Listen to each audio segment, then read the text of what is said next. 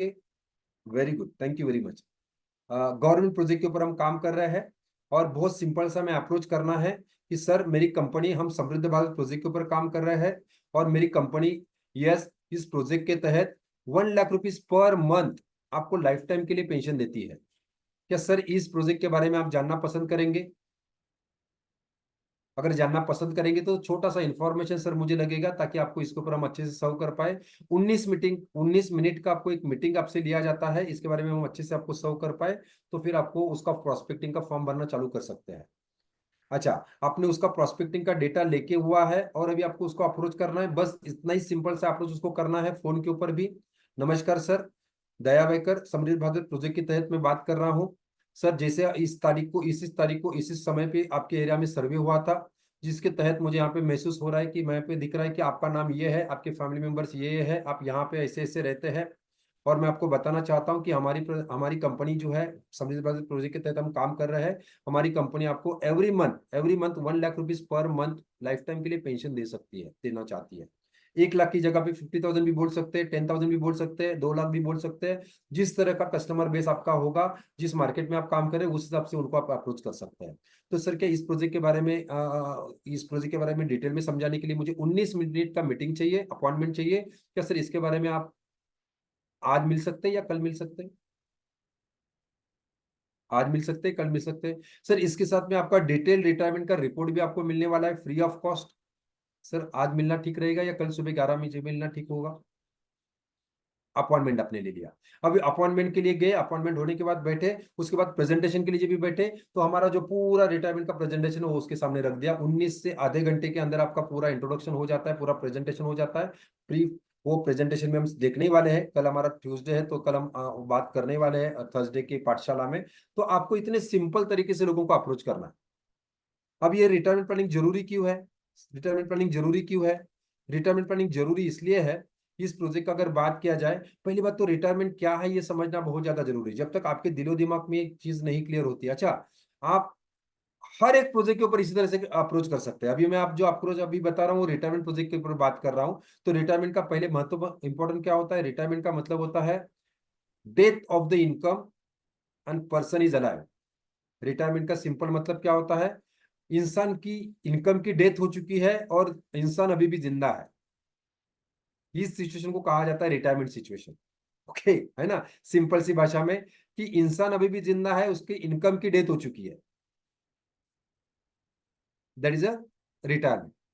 Okay, अभी retirement planning का मतलब क्या होता है और डिटेल में अगर उसका डेफिनेशन का अगर बात किया जाए, तो providing the regular cash flow to the person. जो भी इंसान है जिनके पास आप गए हैं, आइडियल प्रोस्पेक्ट के पास आप गए हैं, उसको रेगुलर कैश फ्लो का इनकम बना के दे, ताकि वो उसका लाइफ जो है डिग्निटी और प्राइड के साथ एंजॉय कर पाए। Yes, okay. अभी यहाँ पे जब भी हम कस्टमर के पास बैठते हैं, तो कुछ इस तरह से भी उसके सामने आप ये रख सकते हैं, थोड़ा सा हुनर के साथ, थोड़े से मजाकाना के साथ, थोड़ा सा कॉन्सेप्ट के साथ भी उसके साथ भी बात रखते हैं। सर क्या आपने रिटायरमेंट का टिकट खरीदा है? जैसे आप अगर कहीं पे टूर पे जाते हैं, कहीं पे आप घूमने जाते हैं, कहीं पे अगर वेकेशन पे जाते हैं, तो वहां के आपको आपको फ्लाइट का टिकट बुक करना होता है, ट्रेन का टिकट बुक करना होता है। तो इस तरह से सर आपका भी रिटायरमेंट होने वाला है, कुछ समय के बाद आप रिटायर्ड होने वाले हैं। आज आपका उम्र 30 है, 40 है, 45 है, 60 के बाद आप रिटायर, क्या सर आपने रिटायरमेंट का टिकट खरीदा है? सर ये टिकट जो रिटायरमेंट का टिकट का जो मैं बात कर रहा हूँ ना, जैसे जैसे दिन बीतता है, जैसे जैसे समय बीतता है, वैसे टिकट महंगा होते जाता है। जैसे फ्लाइट का टिकट है, कुछ समय पहले अगर आपने एडवांस में उसका बुकिंग करके रखा तो आपको सस्ता मिलता है। अगर आप इमरजेंसी बुकिंग करने के लिए जाएंगे, तत्काल में अगर आप जाएंगे, तो ट्रेन का टिकट भी आपको महंगा पड़ता है। तो सर क्या आपने आपके रिटायरमेंट का टिकट बुक करके रखा है? सर ये रिटायरमेंट का टिकट ऐसा होता है, 25 की उम्र में अगर आपने ये टिकट अगर खरीदा, तो आपको सिर्फ महीने का 5,000 रुपया बचा के आपको 1 करोड़ का रिटायरमेंट कॉर्पस आप बना सकते हैं। वही टिकट अगर आपने 30 की उम्र में खरीदा, तो आपको 8,000 रुपीज पर मंथ से आपका प्रोविजन हो सकता है। वही टिकट आप खरीदने में अगर 35 साल अगर आपके आए, तो आपको 13,000 रुपीज पर मंथ बचाना पड़ेगा। वही अगर आपने 40 की उम्र में अगर आपने आज आप 40 में है, तो आपको 24,000 बचाना पड़ेगा। और 45 की उम्र में अगर आप सोचेंगे, तो आपको महीने का 40,000 रुपया बचाना पड़ेगा, उसी जर्नी के लिए, उसी 1 करोड़ की जर्नी के लिए। तो आप जहां पे भी है, ठीक है, अभी पीछे तो हम जा नहीं सकते, लेकिन इसके बाद जाएंगे तो और ज्यादा चैलेंजेस आ जाएंगे। तो ये जब भी आप कॉन्सेप्ट के साथ कस्टमर के साथ शेयर करते हैं तो कस्टमर इसको अच्छे से जान पाता है, समझ पाता है। अब ये रिटायरमेंट प्लानिंग की जरूरत क्यों है, क्यों सही में जरूरत है, कितनों को लगता है रिटायरमेंट प्लानिंग की सही में जरूरत है? दोस्तों इसके पीछे का कारण ये है कि जिस इंडिया में हम रहते हैं, पहली बात तो ये हमारा हमारा जो कंट्री जो है, जहाँ पे किसी भी प्रकार का कोई सोशल सिक्योरिटी अवेलेबल नहीं है। मतलब बाकी किसी बहुत सारी कंट्रीज में जो एडवांस कंट्रीज है वहां पे क्या हो रहा है कि ऑलरेडी लोगों के रिटायरमेंट का प्रोविजन वो कंट्री कर रहा है, सोशल सिक्योरिटी का प्रोविजन ऑलरेडी वो कर रहा है। दूसरी बात क्या है मालूम है, हमारे इंडिया में ना पहले तो ज्वाइंट फैमिली कल्चर हुआ करता था, लेकिन अभी धीरे धीरे जिस तरह से हम डेवलप होते जा रहे हैं, सो कॉल्ड डेवलप जिसको कह सकते हैं, तो दोस्तों हमारा न्यूक्लियर फैमिली का ट्रेंड अभी बढ़ना चालू हो चुका है। पहले क्या होता था कि ग्रुप फैमिली होती थी। यस, वहां पे एक जन कमाने वाला, चार पांच पांच पांच फैमिली हुआ करती थी। वहां पे एक जन कमाता था, बाकी सब लोग खाते थे, सब लोग सपोर्ट करते थे, कोई टेंशन नहीं था, है ना। समझो घर में का एक पर्सन चला भी गया तो कोई प्रॉब्लम नहीं है, सारी फैमिली मिलकर उस फैमिली की उसके फैमिली को संभाल लेती थी, कोई प्रॉब्लम नहीं था। तो अभी क्या चल रहा है, ज्वाइंट फैमिली का कल्चर पूरी तरह से खत्म हो चुका है, बहुत कम जगह पे ज्वाइंट फैमिली देखने को मिलती है। और yes, very good, yes USA में सोशल कल्चर ऑलरेडी है। यस, हाँ इंडिया में नहीं है। तो न्यूक्लियर फैमिली का होने की वजह से क्या हो रहा है, हम दो हमारे दो, बस इतना ही बचा है, हम दो हमारे दो।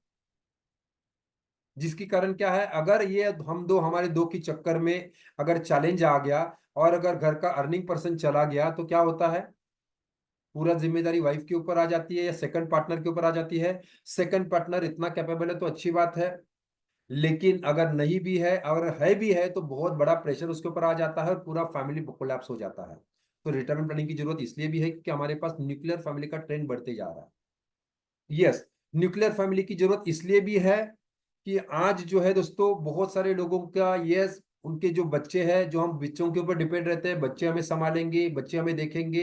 अच्छी बात है, आपके ऊपर बहुत अच्छे संस्कार तो है, आप अच्छे बच्चों के ऊपर संस्कार भी कर रहे हो, संभालना भी चाहते हैं। लेकिन बहुत अच्छे पढ़ लिख के नॉर्मली ये जो है अब्रॉड में सेटल हो जाते हैं, आप वहां पे जा नहीं पाते। उसका उसके ऊपर अपने संस्कार भी बहुत अच्छे के, लेकिन उसका उसका उसका उसकी मजबूरी है कि वो आपके साथ नहीं रह सकता है, आपको संभाल नहीं सकता है, आपकी परवरिश नहीं कर सकते हैं। और आपको भी अच्छा नहीं लगता कि उसके ऊपर डिपेंड रहे और उसको तकलीफ दे। तो दोस्तों यस, बच्चे जो है अब्रॉड में सेटल हो जाते हैं, तो आपको आपका खुद का प्रोविजन करना बहुत ज्यादा जरूरी है। यस, दूसरा बात है रिटायरमेंट प्लानिंग के अगर बहुत सारे ऑप्शंस है जहाँ पे टैक्सेबल इनकम है, दोस्तों जो मैं आपको अवेलेबल करूंगा वहां पे टैक्स फ्री बेनिफिट आपको यहाँ पे मिल सकते हैं। महंगाई जिस तरह से बढ़ रहा है उस तरह से दोस्तों इसका प्रोविजन आज करना बहुत ज्यादा जरूरी है, अगर आज नहीं करेंगे तो उस जमाने में तो बिल्कुल कुछ सोच नहीं पाएंगे। लाइफ एक्सपेक्टेंसी वैल्यू जो है लोगों की अभी बढ़ चुकी है। शुरुआत में लोग 50-60 ईयर्स का नॉर्मली लाइफ एक्सपेक्टेंसी हुआ करता था। आज लोग दोस्तों 80-80 साल तक जी रहे हैं। इंडिया का अगर लाइफ एक्सपेक्टेंसी बोला जाता है 78 ईयर्स का लाइफ एक्सपेक्टेंसी हो चुका है।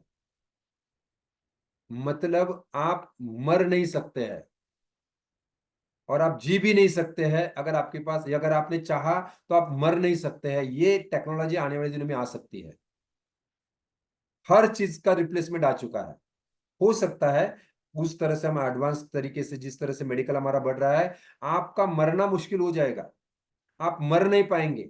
अगर आपने चाहा तो आप कई सालों तक जिएंगे, हो सकता है ये भी टेक्नोलॉजी धीरे धीरे इंडिया में आ जाए। तो दोस्तों लोग 100 नहीं 200 साल भी जीना चालू करेंगे, जैसे शुरुआत में वो करता था। लेकिन दोस्तों अगर ये तब पॉसिबल होगा जब आपके पास मेडिकल ट्रीटमेंट के लिए पैसा हो।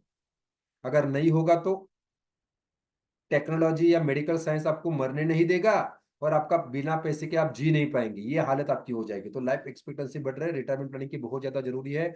आज दोस्तों जल्दी जाने का डर तो है ही, लेकिन दोस्तों बहुत ज्यादा जीने का भी बहुत ज्यादा लोगों को डर है। लोग बहुत ज्यादा जीना भी नहीं चाहते, क्योंकि अगर जीने के लिए पैसा चाहिए कहां से आएगा, और उनके ऊपर हम बोझ नहीं बनना चाहते हैं। मेडिकल ट्रीटमेंट एडवांस हो चुका है, हर चीज का ट्रीटमेंट आया है, लेकिन हर चीज का ट्रीटमेंट आप ले नहीं सकते अगर आपके पास पैसा नहीं है, प्रोविजन अगर आपने नहीं किया है। बच्चों के ऊपर आप निर्भर नहीं हो सकते हैं, बच्चों को हम तकलीफ नहीं दे सकते हैं। उसको भी उसका फैमिली है, बहुत से लोग बोलते हैं सर उसका भी तो जिम्मेदारी बनता है माँ बाप को संभालना। देखिए बात तो सही है, लेकिन उसको भी उसका फैमिली है, उसको भी उसका जिम्मेदारी है। देखो फैक्ट क्या बताते हैं मालूम है, इंडिया के फैक्ट ये बोलते हैं कि आज इंडिया की सिचुएशन कुछ ऐसी है। यस, 19% लोग जो है, सिर्फ 19% लोग ही जो है वो अपने मेडिकल ट्रीटमेंट के लिए कुछ प्लानिंग कर पाते हैं, सेविंग कर पाते हैं, इन्वेस्टमेंट कुछ बचा कुछ प्रोविजन कर पाते हैं।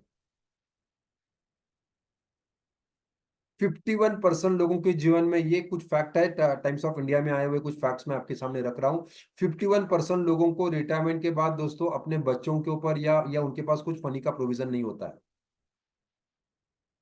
30% लोगों को, 30% रिटायरमेंट पर्सन को, रिटायरीज को दोस्तों बच्चों के ऊपर फैमिली सपोर्ट, फाइनेंशियल सपोर्ट के लिए बच्चों के ऊपर निर्भर होना पड़ता है। 68% लोगों की अपेक्षा आज भी यही है कि मेरे बच्चों ने मुझे संभालना चाहिए। उसकी हालत क्या है इसके ऊपर कोई ध्यान नहीं दे रहा है, क्या वो संभाल पाता है, क्या वो, अरे उसको उसका घर चलाना मुश्किल है, कहाँ पे वो आपको संभालेगा। उसके मन में तो बहुत इच्छा आ रही है माँ पापा को बहुत अच्छे से संभाले, लेकिन फिर भी नहीं संभाल पाता है। मैं हमेशा कहता हूँ दोस्तों, एक माँ बाप अपने 4 बच्चों को संभाल सकते हैं, लेकिन दोस्तों 4 बच्चे मिलके एक माँ बाप को संभाल नहीं सकते। ये रियल सिचुएशन है, ये रियल लोगों की मेंटेलिटी हो चुकी है। अभी भी 68% लोगों का मानना होता है कि मेरे बच्चों को, बच्चे मुझे संभालेंगे। सिर्फ 33% लोग ही रिटायरमेंट के लिए कुछ प्रोविजन कर पाते हैं, करते हैं, इन्वेस्टमेंट प्लानिंग करते हैं, रिटायरमेंट का प्लानिंग करते हैं। 33% लोग on an average basic retirement planning, advance valuable पे या 100% पीरियोडिक के साथ कितने करते हैं मालूम नहीं, लेकिन 33% लोग, टाइम्स ऑफ इंडिया का कहना है कि 30% लोग ही कुछ बचा पाते हैं, बचाने का चालू करते हैं। 76% लोग इसी सपनों में रहते हैं कि मेरा रिटायरमेंट लाइफ बहुत अच्छा रहेगा, कंफर्टेबल रहेगा। उनको मालूम ही नहीं है क्या होने वाला है, किस तरह का सिचुएशन होने वाला है। 76% लोगों को इसके बारे में जानकारी ही नहीं है। और दोस्तों ये रियल में बता रहा हूँ, जब भी हम सर्वे एक्टिविटी करते हैं, मैंने लगभग 1.5 लाख प्रेजेंटेशन दिए हैं। लैक्स ऑफ लोगों का दोस्तों मैंने सर्वे एक्टिविटी मेरी टीम ने किया हुआ है। लगभग 15,000 फैमिलीज को हमने सिक्योर्ड अभी तक किया हुआ है। और ये करते करते दोस्तों मैं समझ पा रहा हूँ ना, लोगों के पास ये अवेयरनेस ही नहीं है। अगर ये एक प्रोजेक्ट के ऊपर भी अगर आपने ध्यान दिया और इसके ऊपर भी अगर आपने टीम बना के काम किया, अगर आप लीडरशिप में काम करें तो लीडरशिप में अगर इसके ऊपर एक प्रोजेक्ट के ऊपर भी आपने काम किया, कॉन्सेप्ट कुछ भी हो, प्रोडक्ट कुछ भी हो, कंपनी कोई भी हो, लेकिन इस कॉन्सेप्ट के ऊपर भी अगर आपने काम किया, बहुत बड़ा मार्केट है। 76% लोगों को अभी तक अवेयर ही नहीं है वो, कि रिटायरमेंट के बाद हालत क्या होने वाली है। आज का जनरेशन तो अच्छी बात है, लेकिन दोस्तों आने वाला जनरेशन का तो इतना बुरा हाल होने वाला है। क्योंकि मेरे माँ पिताजी को बहुत अच्छे से उनके पास संस्कार थे, बहुत अच्छे से उनके पास आदत था कि वो बहुत पैसा बचा बचा के रखते थे, और इसलिए उनका रिटायरमेंट लाइफ अच्छा हम बोल सकते हैं, ठीक है। उनकी जरूरतें कम है, इसलिए कम पैसे में अच्छा प्रोविजन हो सकता है। लेकिन आज का जनरेशन का हालत उससे भी बुरा होने वाला है, क्योंकि आज हमें सेविंग की पहली बात तो आदत नहीं है। हमारे हमारी जिम्मेदारियां, हमारी जरूरतें बढ़ चुकी है, हमें हमारा लाइफस्टाइल बढ़ चुका है। और उस लाइफस्टाइल को कैरी करने के लिए दोस्तों उसी तरह का फंड का भी प्रोविजन करना पड़ेगा। और सेविंग हैबिट पूरी तरह से गलत हो चुका है, बंद हो चुका है। सेविंग कोई करना ही नहीं चाहता है। सेविंग करने की बात तब आती है जब सब खत्म हो चुका होता है। आज दोस्तों पिज्जा, बर्गर और लेविश लाइफस्टाइल के लिए दोस्तों कितना खर्चा हो रहा है, ये सारी चीज पहले जनरेशन के साथ नहीं थी। तो दोस्तों मैं आपको बताना चाहता हूँ, ये रिटायरमेंट प्लानिंग का इंपॉर्टेंस आने वाली जनरेशन के लिए बहुत ज्यादा जरूरी बनने वाला है। इसका इसका इसका लोगों के पास जानकारी ही नहीं है क्या हो सकता है, तो इसके बारे में लोगों को अवेयर करना बहुत ज्यादा जरूरी है। ये दोस्तों 64% लोगों को चिंता है कि आगे का हेल्थ कॉस्ट इतना बढ़ने वाला है, कैसा होगा। मैं हमेशा कहता हूँ दोस्तों, बहुत सारे लोगों को तो मरना पड़ता है। ट्रीटमेंट करना था, डॉक्टर ने सजेस्ट किया कि ये ट्रीटमेंट करना पड़ेगा, ये ऑपरेशन करना पड़ेगा, लेकिन खुद ने प्रोविजन नहीं किया है, बच्चे उसका कुछ प्रोविजन कर नहीं सकते क्योंकि उनको उनका घर चलाना ही मुश्किल हो चुका है। बहुत सारे लोगों को दोस्तों मरना पड़ता है। 64% लोगों को ये चिंता है कि आगे का जो जिस तरह का हेल्थ कॉस्ट बढ़ रहा है, उस तरह से मैं कैसे अपने आप को मेंटेन कर पाऊंगा। और दोस्तों लास्ट बट नॉट लीस्ट, 80% लोग जो है मेंटली प्रिपेयर हो चुके हैं, जब तक जीवित रहूंगा, जब तक हाथ पैर चलेंगे, तब तक मैं रिटायरमेंट में दोस्तों स्टैंडर्ड मेंटेन करने के लिए, 2 वक्त की रोटी के लिए काम करने के लिए मुझे करना ही पड़ेगा। मैं बच्चों के ऊपर निर्भर नहीं रह सकता, बच्चे मुझे संभाल नहीं सकते हैं, और या बच्चे उन पर मैं बोझ नहीं बनना चाहता। 80% लोगों का दोस्तों माइंडसेट आज भी ये बन चुका है कि मैं काम करूंगा, जीवन भर काम करूंगा, जो आप कभी नहीं कर पाएंगे। और यस, ये सारा फैक्ट में जब भी रिटायरमेंट प्लानिंग में ये सारी चीजों में बताता हूँ ना दोस्तों, लोगों के, बहुत से लोगों के आंखों में आंसू निकल आते हैं। क्योंकि इस तरह से अभी तक किसी ने बताया नहीं है। और ये पूरे फैक्ट एंड फिगर्स है, ये कोई मैं इधर उधर की मतलब बहलाने वाली बातें नहीं कर रहा हूं। ये एकदम रियलिटी है आज की कंडीशन की, आज की दुनिया की। 63% लोग आज भी डिपेंडेंट है। 30% लोगों को इस उम्र में भी कुछ ना कुछ काम करना पड़ रहा है। सिर्फ 4% पर 4% लोग है कि जिनको कुछ ना कुछ 2 वक्त के रोटी के लिए कुछ मिल रहा है, 2 वक्त का खाना पीना चल रहा है, भजन और भोजन चल रहा है। 9% लोगों को तो मरना पड़ता है। और सिर्फ 1% लोग जो है वो वेल्दी है। अभी भी 86% लोगों का हालत बहुत ही खराब है। और ये जब भी हम बात करते हैं तो लोगों के दिमाग में आता है, सर ये इसलिए इसलिए तो हम बोल रहे हैं कि गवर्नमेंट सर्वेंट होना चाहिए, गवर्नमेंट वालों को कोई चिंता नहीं होती है। गवर्नमेंट, सर हम इसी प्रोजेक्ट के ऊपर काम कर रहे हैं, हम इसी गवर्नमेंट एम्प्लॉय प्रोजेक्ट के ऊपर काम कर रहे हैं। क्या सर आप जानना चाहेंगे कि ये सारे बेनिफिट अगर आपको मिले तो मजा आएगा? क्या सर इसको बेनिफिट लेना चाहेंगे? क्या आप चाहेंगे गवर्नमेंट सर्वेंट जैसा आपको लाइफ मिले, गवर्नमेंट सर्वेंट जैसा सारे सारे फैसिलिटी आपको मिले? कितने लोग चाहेंगे? कितने लोग अपने कस्टमर को देना चाहेंगे? कितने लोग लेना चाहेंगे ये गवर्नमेंट फैसिलिटी? चैट बॉक्स में टाइप कीजिए। अगर आप ये गवर्नमेंट फैसिलिटी चाहते हैं, गवर्नमेंट प्रोजेक्ट के साथ जुड़ना चाहते हैं, आप भी चाहते हैं कि जैसे गवर्नमेंट सर्वेंट को सब बेनिफिट मिलता है वो आपको भी मिले, तो सर यस आपको मिल सकता है। लेकिन ये मिलने के लिए पहले ये सोचना पड़ेगा कि गवर्नमेंट एम्प्लॉय ऐसा क्या करता है कि उसको ये बेनिफिट मिलता है। कोई बता पाएगा गवर्नमेंट एम्प्लॉय ऐसा क्या करता है, ऐसा क्या उसके साथ उसको उससे किया करवा के लिया जाता है जिससे उसको ये बेनिफिट मिलता है? क्या मिलता है, क्या क्यों उसको दिया जाता है? गवर्नमेंट एम्प्लॉय को रिटायरमेंट के बाद पेंशन क्यों दिया जाता है? इसके लिए उसको दिया जाता है कि वो जब से ज्वाइन करता है डे वन से दोस्तों उसका सैलरी से एक छोटा सा रकम जो है डिडक्ट किया जाता है। उसका इंटरेस्ट हो या ना हो, उसको अच्छा लगे या ना लगे, उसको उसको उसका मन में हो या ना लगो, उसको बिलीफ हो या ना हो, उसका विश्वास हो या ना हो। सॉरी। अगर आपको गवर्नमेंट में जॉब करना है, गवर्नमेंट में टिका रहना है, तो आपको कंपलसरी डे वन से, जब से आपने ज्वाइन किया सर्विस को, तब से आपको आपका एक पर्टिकुलर अमाउंट जो है उसको आपको सेव करना पड़ेगा, साइड में रखना पड़ेगा। और तभी मैं आपको ये सब गवर्नमेंट की फैसिलिटी दे सकता हूँ। क्या सर आप ये छोटा सा प्रण लेने के लिए तैयार है?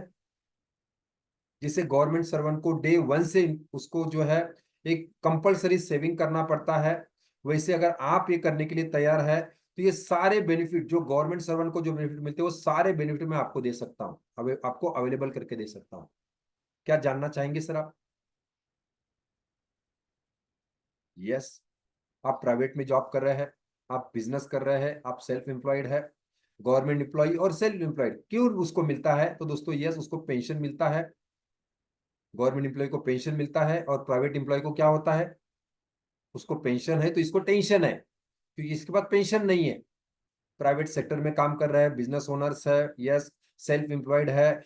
गवर्नमेंट एम्प्लॉय खुश क्यों है? खुशी क्यों है? क्योंकि उसको पेंशन है। और प्राइवेट वाले लोग टेंशन है क्योंकि उनके पास पेंशन नहीं है।